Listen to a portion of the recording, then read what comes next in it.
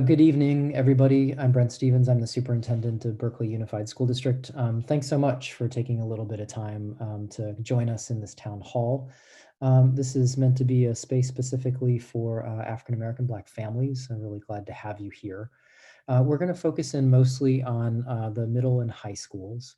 It may be the case that if we've got a small group this evening that we may just promote everybody to be a panelist. That way that we just have more of an opportunity to be in direct conversation, see one another, ask questions, and have some dialogue. So we'll wait just a few minutes to see how many more folks log on. But fair warning, we may just wind up promoting everybody, and that I think will just give us more of an opportunity to talk. Little less presenting, a little less formality, which I think would be very welcome.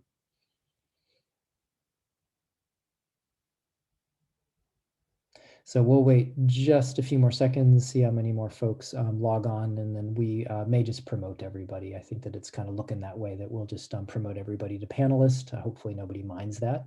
It'll just be an opportunity for us to talk much more informally, which I think would be much more valuable.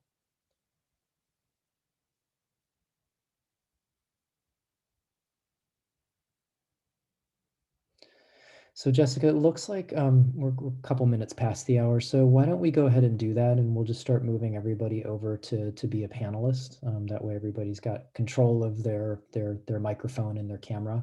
Hopefully nobody minds that. I think it just is going to give us an opportunity, better opportunity to talk and ask questions, be together.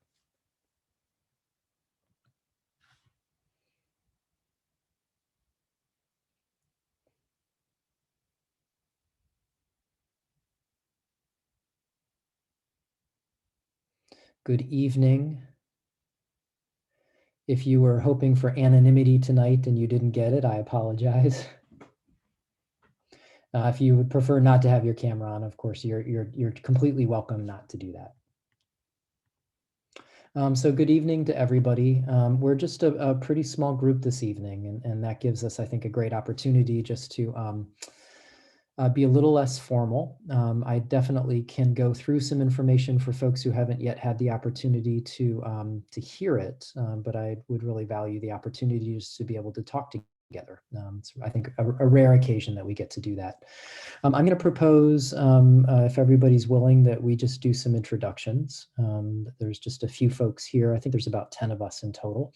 And then what I'll do is jump into a little bit of information. I might actually ask sort of what your interests are this evening, so we can be sure to cover everything that you would like to.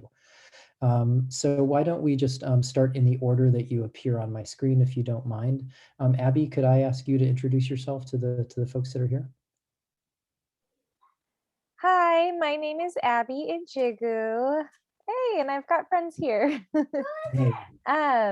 And I have a 9th grader at Berkeley High. Teddy Berry is his name. Remember that name. And I also have 2 children in elementary school at Rosa Parks. Well, welcome to you. I'm glad you're here. And let's jump over to Charlotte Donaldson and company. Hello, this is Martin Donaldson, Charlotte's dad, and this is Sarah. I'm sorry. And I'm Sarah. Hi. Charlotte's mom. Martin and Sarah. Charlotte's a 6th grader at King. Fantastic. Thanks. Well, welcome. I'm really glad you're here. And then other folks, we'll see if you'd like to introduce yourself. You're under no obligation if you don't want to. I've got Kim Davis. Hello, my name is Kimberly Nichols Davis. I'm a teacher at Emerson, and I have a son named Miles Davis, who is 11th grader at Berkeley High. Awesome. What grade do you teach, Kimberly? I teach 2nd grade. You came into my room on Monday to say hello. You were a little bit more masked up at that point. Yes, I was. And didn't have my glasses on, but yes. Awesome. Nice to see you again. You as well. I hope you've had a good week. I'm exhausted, but yes, I have. Yeah, there's a little bit of rust. And then we have, let's see, just in order of my screen, a couple people from the special ed department are here. I'm appreciative of that. Alyssa, I see that you're there. Do you mind introducing yourself? Hi, everyone. I'm Alyssa Lund, Program Supervisor for Berkeley High School. So nice to see everyone tonight. And thank you for sticking around. Sean Mansinger is here. He's Executive Director.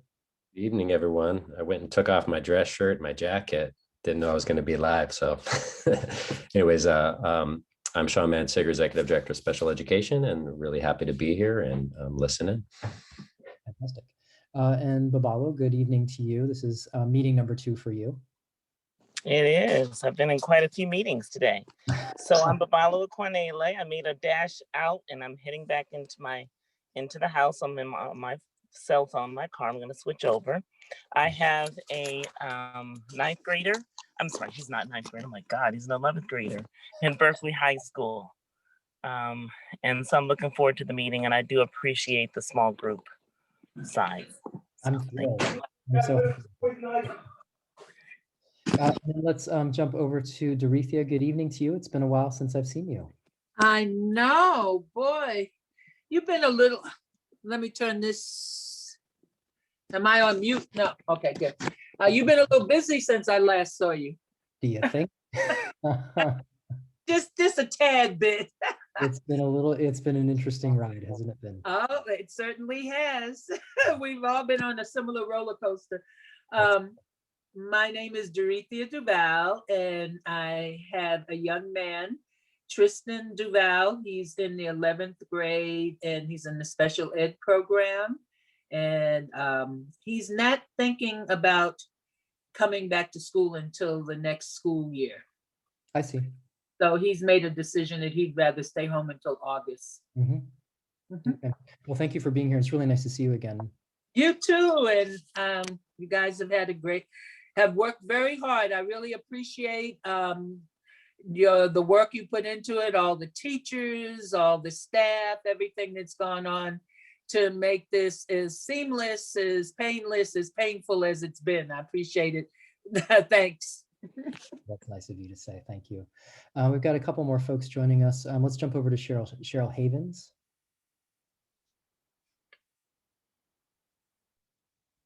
Ms. Havens, you are muted. Sorry about that.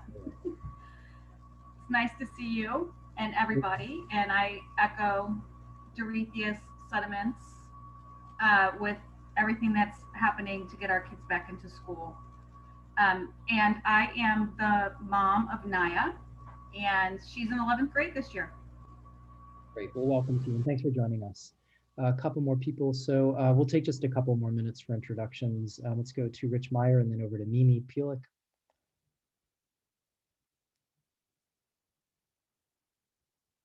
Mr. Meyer, you are muted.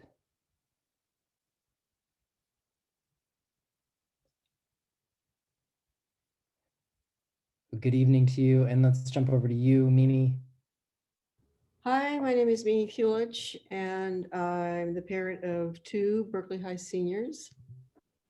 And so reopening is not so critical for us,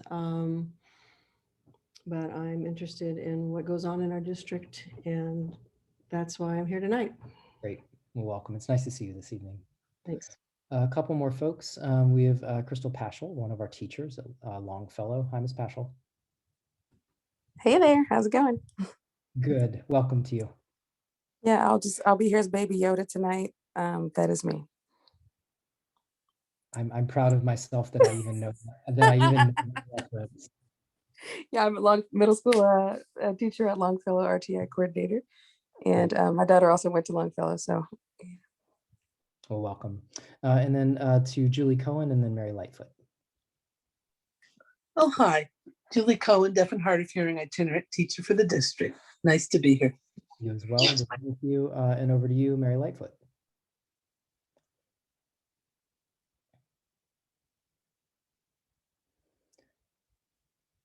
Doesn't sound like anybody's responding, and that's perfectly fine. And then Allie, I'll say hi to you as well. Welcome. Hi, everybody. My name's Allie, and I write about schools for Berkeley side. So thanks for allowing me to be here. Welcome. You're very welcome to be here. So it's nice to have this. Oh, we have one more person, Suhaira Nuru. Good evening to you. We've decided that we're such a small group that we just decided to be a little bit more informal. How are you this evening? I'm good. I'm I don't know. I'm just here because I want to know more about what's going on. So yeah. Good. I'm glad you're here. I have to say, I saw a recent video that you were in and a new website that the high school just put up. Does that ring a bell? Oh, I don't know. Wait, Okay. I feel like I should know, but I don't know. It was pretty cool. It was really great. So what I'm going to propose is, let me just do a quick sort of poll. Have anybody here so far been able to attend one of the previous town halls? Kind of helpful for me to know if you've sort of been through that. Some yes, some no.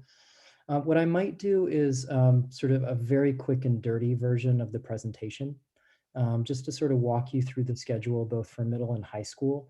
But because we're such a small group, really do value the opportunity just to pause a lot, take questions, and have some conversation about how this will work for the next 2 months. So I promise I won't present more than just a couple minutes. And then we'll just pause once after middle school, once after high school, so that there's opportunity to dialogue a bit.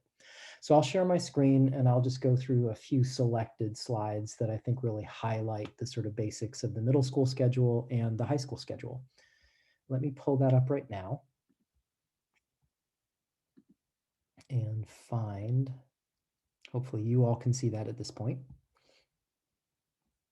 So this, if we were having a bigger group, I'd probably go through this a little bit more deliberately, but what I'm going to do is just sort of walk through the middle school components.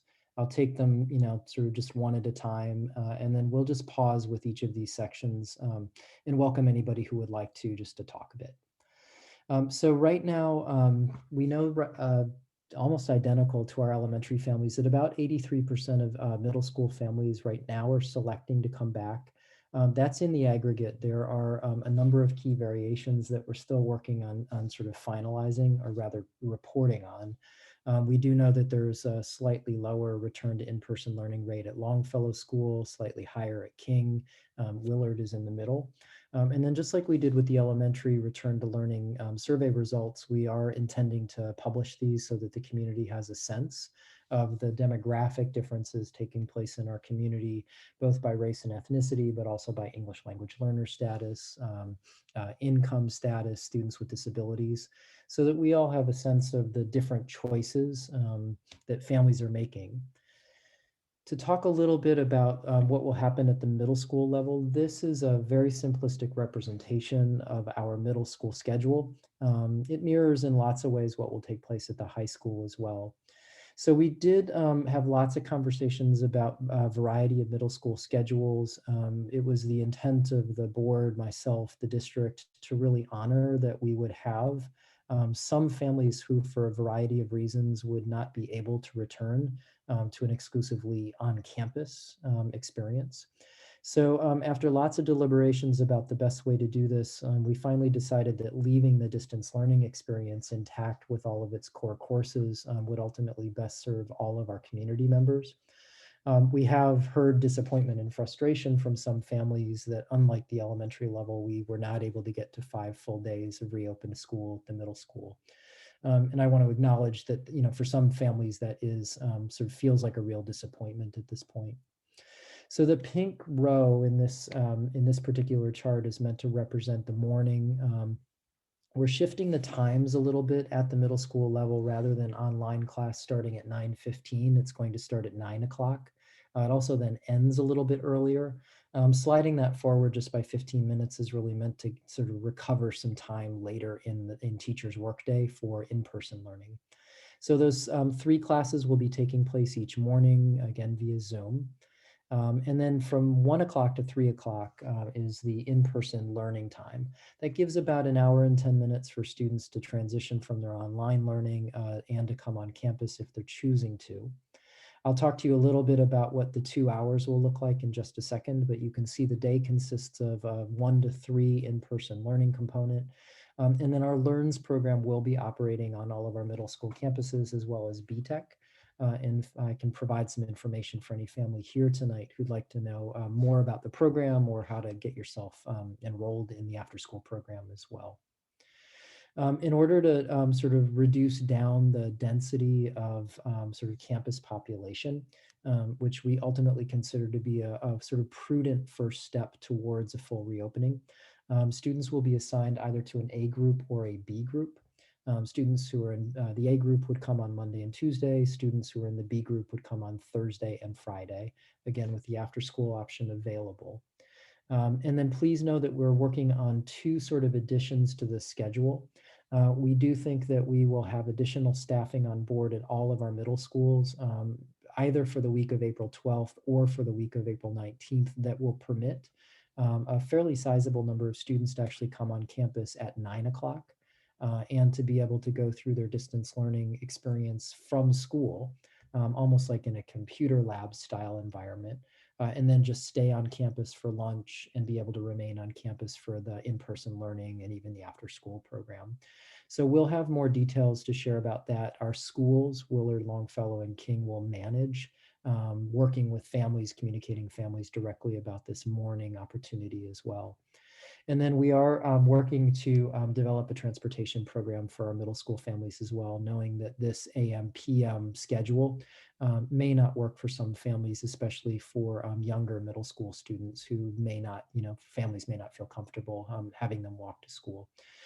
So more information will be available to students. And again, our schools will manage the communication process with families who would like a mid-morning bus ride. This will be on a school bus. But a bus ride, pickup from home, delivery to school. And that's new for us. We don't typically offer transportation for our middle school students, but we recognize the schedule may bring some extra challenges. To talk just a little bit more about the middle school schedule, then, for families who decide they will come onto campus for that 1 to 3 o'clock block, each of the 3 schools is designing a slightly different program. But all of the programs across the 3 middle schools will consist, of a few basic building blocks that include a combination of academic instruction delivered by our teachers, advisory lessons, which will be written by our own middle school counselors, and are really meant to sort of support students' processing of this last difficult year, to support social development, community building. These are all sort of very locally developed lessons that are really meant to address our Berkeley kids' needs.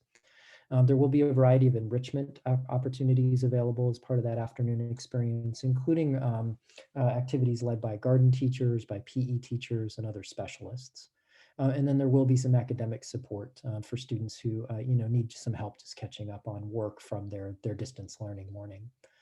Our middle school students will be assigned to a single cohort of students that's about 12 to 15 max. This will really put most students in a single cohort, or rather stable group. And this is sort of an added, sort of layer of precaution, not entirely warranted by the low transmission rates right now, but nonetheless what we thought was a prudent first step towards reopening our middle school campuses. So this cohort will stay together and in effect move from location to location around the campus or be visited by different teachers in order to participate in all of these different activities. And so in some ways, it's almost like a group rotating around some stations. So more information will come from your child's middle school. And do expect that there'll be a little bit of difference by school, but it's basically the same thing being developed at each of our 3 campuses. Just to say a little bit more about the middle school experience, schools will likely be establishing some slightly different arrival and dismissal times. This is just simply to avoid, larger congregation of students at the beginning of the on-campus learning time. So there may be slight variations by 5 or 10 minutes. Of course, if a family or a student is off by a bit, that's not a big deal, but we're just trying to avoid larger groups congregating. We will be distributing information about a daily symptom screener.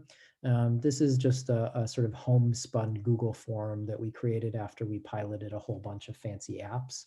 And it just is a simple set of questions just about whether or not your child is experiencing any symptoms related to COVID for that day.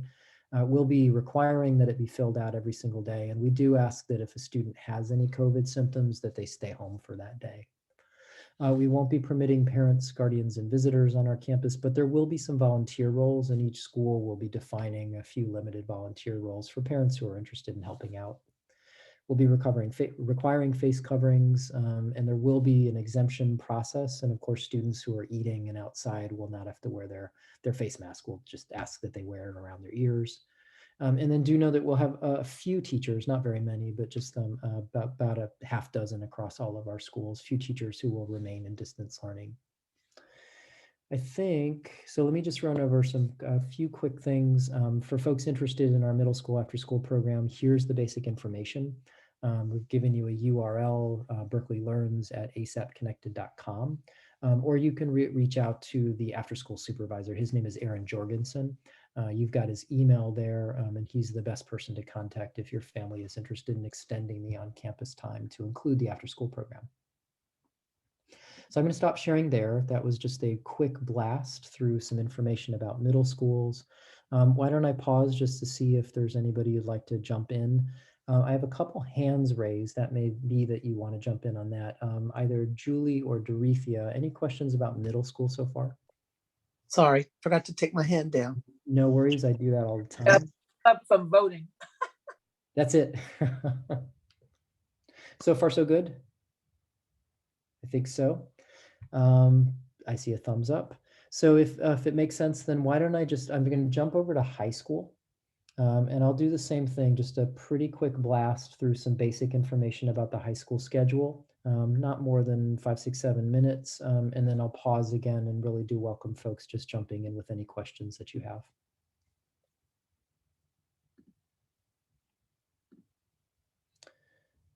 Where did it go? So here we are. So these slides relate mostly to Berkeley High School, although the BTEC schedule is very, very similar. Heidi Weber, the principal at BTEC, will be sending out information to families who attend BTEC, but do know that the basic elements of the day are very similar across both of our high schools.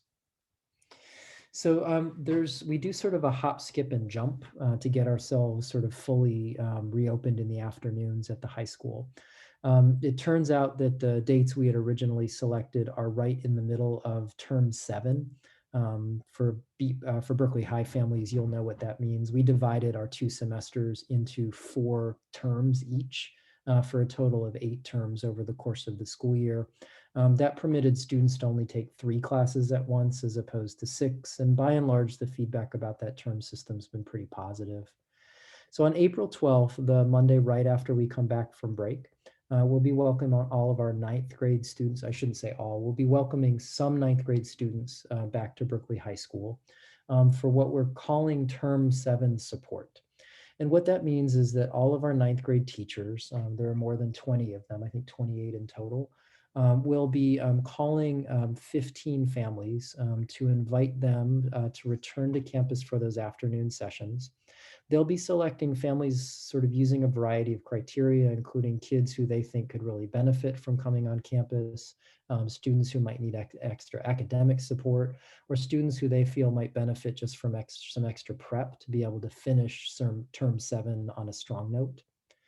A week later, all of the teachers, grades 10 through 12, will do the same thing. Every teacher will be reaching out to 15 students to invite them to start attending afternoon classes during the week of April 19th through the 23rd.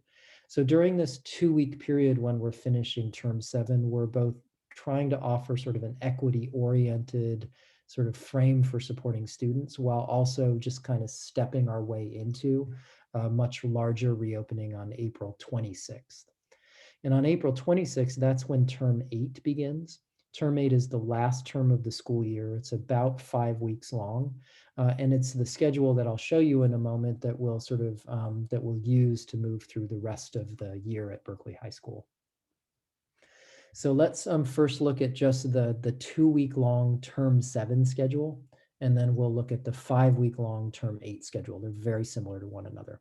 So again, during the weeks of April 12th through the 23rd, 9th grade students will be selected by their teachers to return to campus. Every teacher will be doing a group of about 15.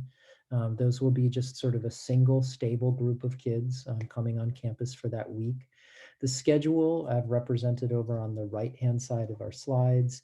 It includes online classes, that's period 1, 3, and 5 from 8:55 to 12:15. Do take note, we've shifted by a little bit the start time of our Zoom classes. We're trying to capture some extra time in the morning. So classes now start at 8:55. I know after the first day, everybody will get it, but I bet lots of kids are late on that first day. From 12:15 to 2 is a time just for eating lunch and transitioning over to campus. Lunches will be available at Berkeley High. They'll also be available at all of the middle schools. So do know that if it's best that your child is eating on campus, that will be available. And then from 2 to 3:30, a 90-minute block of time is when students will get in-person, in-class support from the teachers that they have classes with in the morning. We also know that there's going to be a really steady buildup of after-school activities taking place on Berkeley High School's campus. So not only are there sports teams, those are already really active, but teachers are going to begin opening up clubs. And I think some teachers are also planning to open up just sort of supervised hangout spaces so that kids who would like to just sort of hang out in a small group with each other on campus are able to do that after class is over as well. So by the time we get to April 26th, 2 weeks after, this is the term 8 schedule. So same basic schedule, distance learning in the morning. Now we're on to period 2, 4, and 6. That's from 8:55 to 12:15. We have that transition period from 12:15 to 2 o'clock where kids are coming to campus. And then we have each day one in-person class that corresponds with the classes that students are taking in the morning.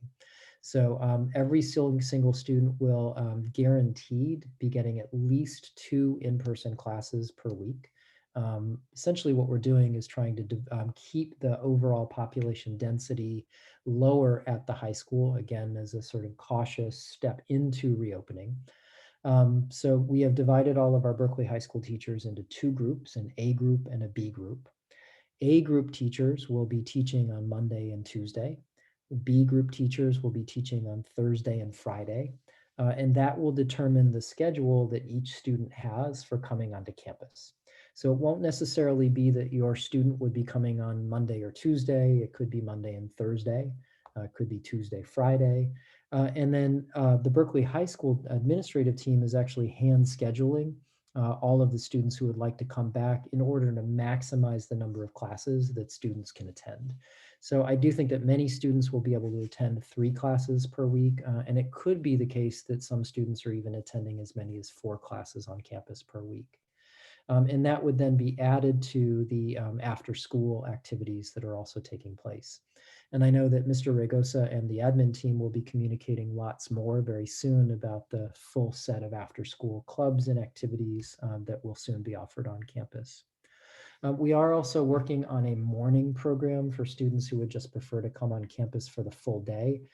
They would be able to do their distance learning from the campus in a setting like the library or the College and Career Center, a little bit like a computer lab where they're together doing their distance learning classes and then being able to stay on campus for lunch in the after school program as well.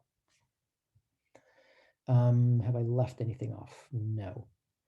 So, so the enrollment process, high school families would have received a letter from me on Tuesday that included a link to an enrollment form. That enrollment form just asks a couple fairly straightforward questions about your intent to come back to campus or not. And then the high school team will be scheduling students into at least 2 classes, potentially even 3 classes in the afternoon. We have now, please take note, extended the deadline for submitting that enrollment form. We had originally asked that families return that to us by Sunday, April 4th. And we're now extending that deadline to Friday, April 9th, just to give families more opportunity to sort of think over the schedule that we're offering to be able to talk with your high schooler about the return. So I'm going to pause there, unshare my screen again. That was a lot of information about the schedule, and I welcome just having a bit of a dialogue. So if anybody would like to jump in, you can either use your digital hand and I can sort of call on you, or you're welcome to unmute. Let's see, I see Mr. Meyer. Why don't we start with you? I think your hand was up first. Yeah, just to clarify, so the 8:55 to 12:15 is online, but on campus? It's online and from home. Okay, and then you transition in by 2 o'clock for the, okay. Yep, that's right. But what we're also working to do is develop staffing so that we can open up our library, college and career center, and some other larger spaces. So that if a student wanted to come for the morning portion and do their distance learning from campus, we're trying to make that option available to some number of students. Great. Babalua, let's move over to you. Okay, hi, good evening. I have a couple of questions. One, you mentioned hangout spaces after school. If you can say a little more about that, specifically as it relates to sort of like contact tracing, is this with a particular pod of kids? Like what's the plan with that? Yeah, so that's exactly what it is. So for every group that a student would be participating in on campus, we will be keeping attendance very strictly, so that we know exactly both who's in the group and who's attended on a day-to-day basis. So what we will not be offering is like drop-in hangout spaces where you can kind of come and go and where we don't know which students have been assigned to the group. But rather, once a teacher sort of makes him or herself available to supervise a space, we would then sign up students for that space. And once that sort of group is filled, no more students would be permitted to use that space. So it will be fairly strictly controlled, and then day to day, we'll also be taking attendance so that we understand exactly who was there on any given day of the week. And then I was wondering the second question around affinity groups. So will groups like the Black Student Union, the Talented for the brothers and the Cinnamon Girls for the sisters, will those groups be coming back onto campus? How, in some cohort, has that been discussed at all? I don't know exactly this week what the discussions have been like with some of those folks. We're really encouraging groups to return to campus. We really want to take advantage of the open campus in the afternoon. So whether or not, Mr. Regosa has talked with Mr. Pritchard about an afternoon club, I just don't know that yet. But I imagine that would take place. And then I don't know whether or not Mr. Regosa has reached out to the Talented or to Cinnamon Girls to see if they would also like to do in-person programming. And I'm going to take a note to myself because both of those are really wonderful ideas. Thank you. Excellent. Why don't we go to Abby, and then we'll go over to Sahara. Thank you. Okay, so my question is regarding the high school. The families or the students that will be welcome, that will be invited back on April the 12th, and if I understand correctly, that schedule was just kind of put out publicly just this week, in the past few days, if you will. So are those families already being contacted? So we just assume that or when will those families be contacted, and by whom, if they haven't already? Yeah, it's a great question. So teachers will have started to, ninth grade teachers specifically will have started to reach out to families probably by yesterday, today, and Friday. So I know the campus is open over spring break, and I do know that there's a large number of teachers planning to come into campus and do some of that calling over spring break as well. If it's something that's of real interest to you, I would just encourage you to reach out to a teacher. I don't think that there's any harm in that either, but it will be the teacher sort of thinking about who they think would most benefit from this first 2-week experience. Great. And then Suhaira, over to you. Yeah, so my teachers have been going over the schedule, and I was just in 7th period today, and we were talking about how there isn't a space yet for 7th period. So I was wondering what's gonna happen. Like, are we just gonna have to be meeting like online, or eventually will there be a space for us to meet in person? I think it's going to be a little bit of both, to be honest. I do think, and now you're testing my memory. I think that we have moved 7th period to after the in-person learning, so after 3:30. I think, in fact, it starts at 3:45, if I'm remembering. And then I imagine that teachers will either do their 7th period remotely. I think that's most probably going to happen. And it may be the case that some 7th period teachers, select a space at the high school and have that class in person. But from what I had understood from Mr. Rigos, I think the majority of 7th period teachers will do that class remotely. Alyssa says I did that right. I'm pleased. Okay. And then Mimi, let's jump over to you. Hi, my question was more, is about the logistics of the pods and contact tracing. Are students going to be in the same group throughout the day? And then I'm wondering if they're being supervised by staff or if the safety officers have a role. I mean, I'm just wondering if it's students are on the honor system or how that's being addressed. Yeah, so there's a number of ways to answer that question. So in terms of the number of classes that students are taking, students will minimally take 2 classes. They may be taking 3. They may be participating in a club or even a sports team. The current health guidelines, suggest to schools, recommend to schools that we try to minimize the number of stable groups. But right now, especially in the orange tier, there is no maximum number of stable groups that a student can participate in. So a student who's taking 2 classes plus is participating in a team would be part of 3 stable groups. And in each of those stable groups, just as I described, we would understand who's enrolled in the group, and we're taking attendance each day to understand who's coming and going. It could be the case that a student is taking a club, maybe a 3rd class. So it's possible for some students that they could even have something like 4 stable groups going on campus over the course of a week. Again, attendance will be taken, and all of that is within the guidelines established by the state.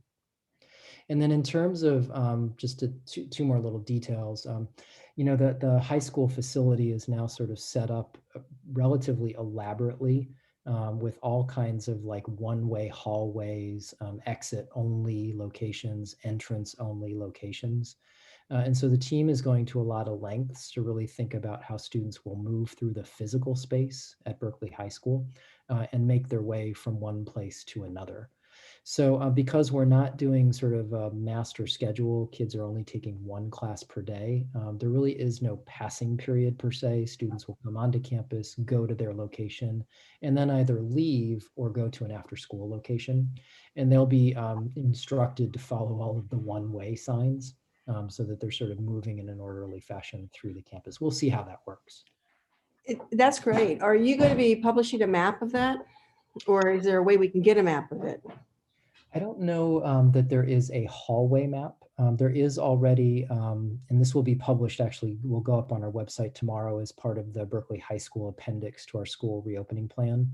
But there is sort of an aerial satellite view of the Berkeley High School campus that designates all of the entrance locations and all of the exit locations.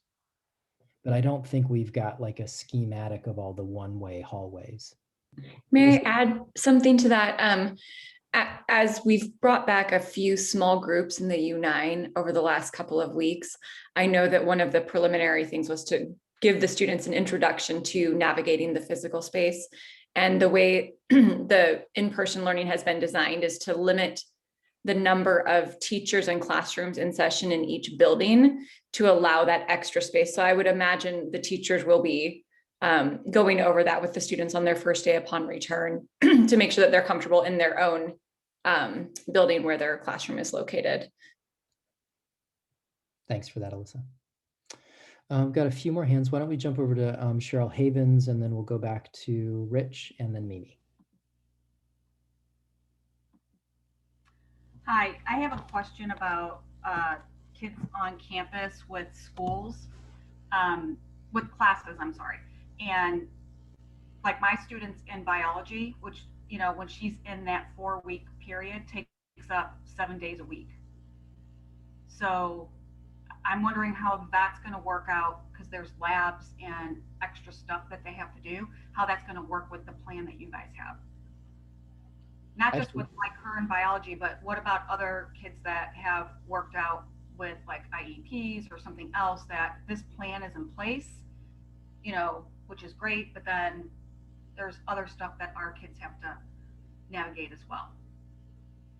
Cheryl, I'm not sure that I may not actually know the answer to this question, but can you tell me a little bit more about the biology schedule? So basically Naya goes to biology, Monday, Tuesday, Thursday, Friday, but then the labs are on Wednesday and they're on Thursday and Friday, or Tuesday and Friday. So she has labs 3 days a week, and then the testing's on the weekends. Yeah, that's, I don't know that So now I understand. I appreciate the extra. I don't know that I'm going to be able to answer that question. One thing that I have talked with the high school team about is using I'll try to explain this. Every A teacher will have their class on Monday and Tuesday. But I know a lot of A teachers also want to offer classes on Thursday and Friday, like things like labs, for example, so that they can do labs in person.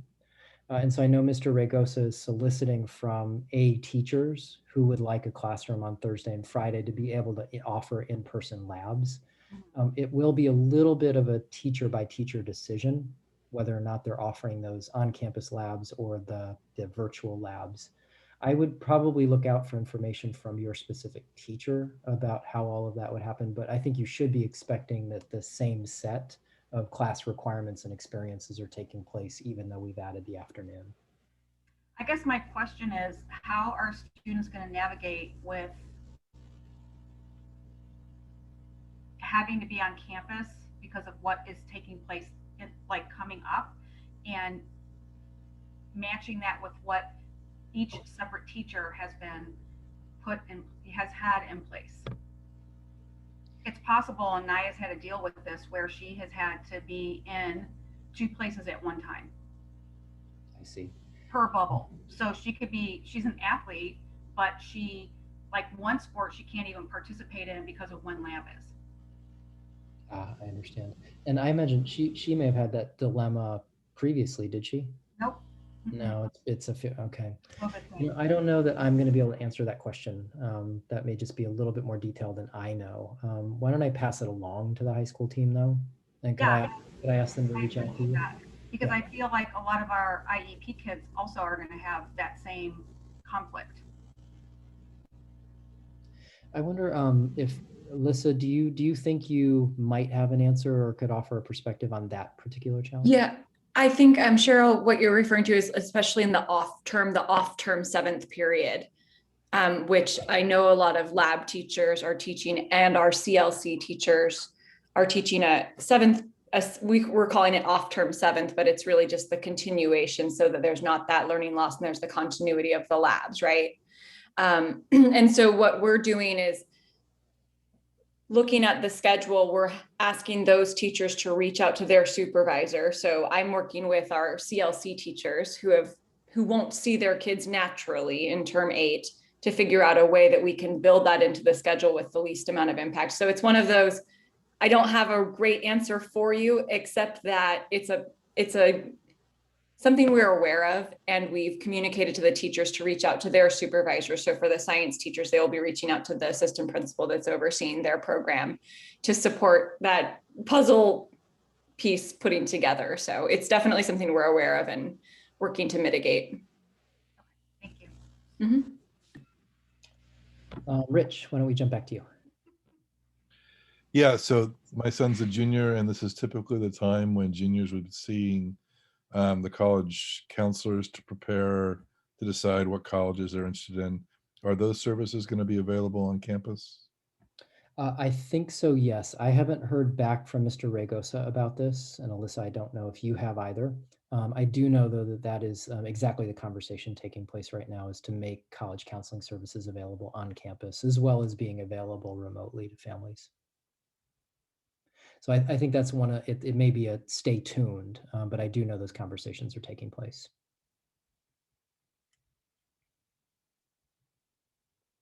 We have a new member of our meeting who I am really interested to meet.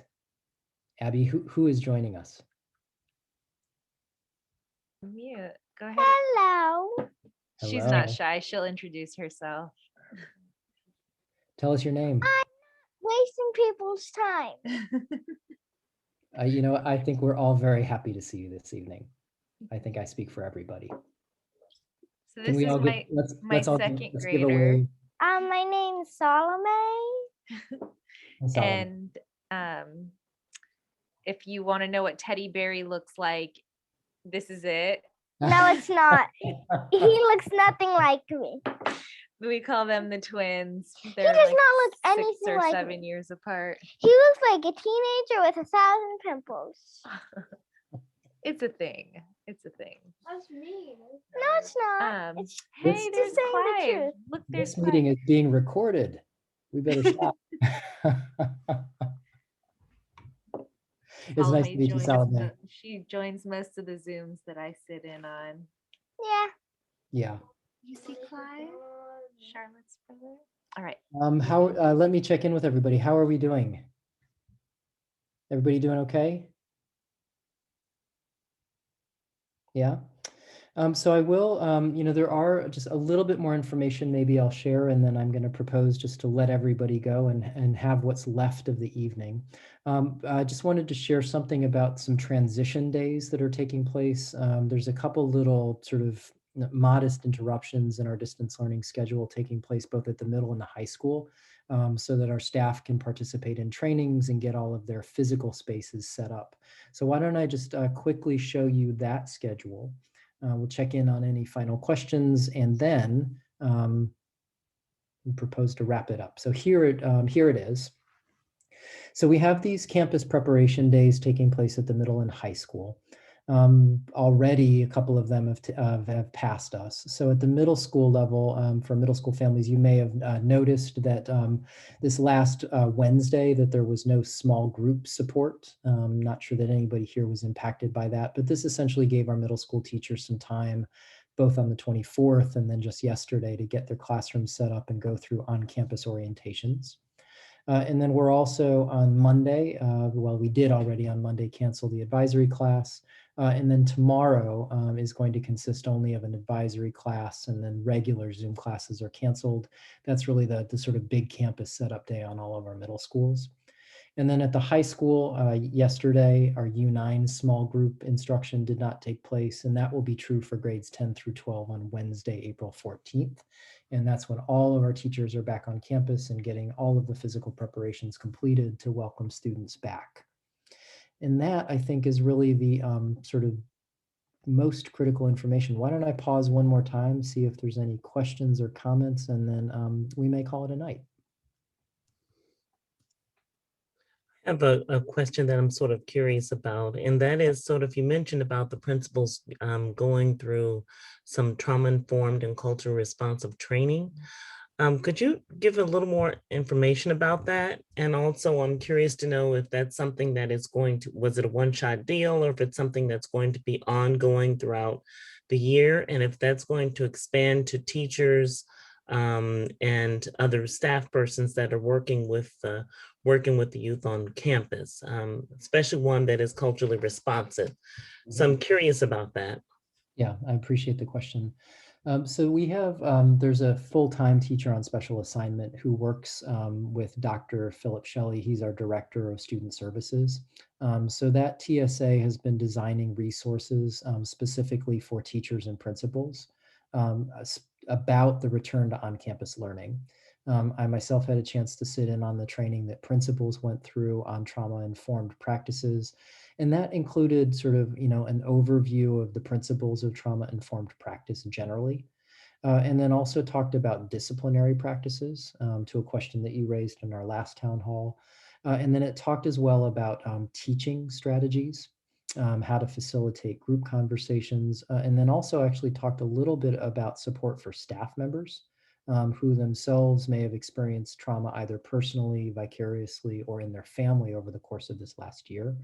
The discussion went on, the one that I saw, for about 90 minutes. And this is part of our own sort of in-house capacity to develop and keep developing a trauma-informed sort of approach, not only to the return, but just generally to student support services across all of our campuses. If you're interested in learning a little bit more, I'd be happy to send you the information from that training so that you've got a sense of exactly what the principals had experienced. I'd like that, definitely. Yeah, I'll take a note. Thank you. I know I've got your email. You do. Thank you. And then let me see, to go over to you, Kimberly. My question is more of long-term in terms of, my son did really well with the was, I guess, the 8 terms with the 3 classes a day. Is that something Berkeley High is going to consider doing and keeping in the fall as well? Because like for my son who has a 504 and he has test anxiety, and the 6 classes a day really made it very difficult for him to focus and do well. But then this distance learning, he's done really well with that structure. So I'm wondering if there are some things that their teachers are going to be keeping in the fall that worked really well. I don't know yet, although I've heard uniformly positive comments about the term system and carrying 3 classes at a time. I know that there are discussions taking place in the high school among teachers and administrators about the benefits. And I wouldn't be surprised if conversations become more public about shifting over to an 8-term or three class, some kind of block schedule for the fall. I just think it's a little bit too early right now to sort of reveal details or to commit to that happening. And there's a reporter in the room.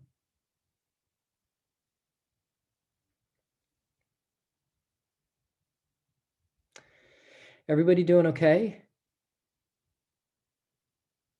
All right. Well, listen, I'm so appreciative that you all spent an hour, and I'm really glad that the group was sort of intimate enough that we could have our meeting in this way. It felt very gratifying to me just to get to see some faces and to have these exchanges. I want to express, as I have through all of these town halls, just the immense gratitude that I feel towards everybody in our community. It has just been such a difficult road, and the sense of optimism that I'm now seeing on our campuses among our educators, smiles underneath masks, families really glad to see one another. It is all just such a welcome step forward, and I'm very appreciative of the community for hanging in there through what has just been a very difficult year for all of us. So onward, and I hope to see you all very soon. Thank you. Thank you to Thank everybody. you. Please have a great Bye, everybody. Bye-bye. Thank Nice you. to see you all.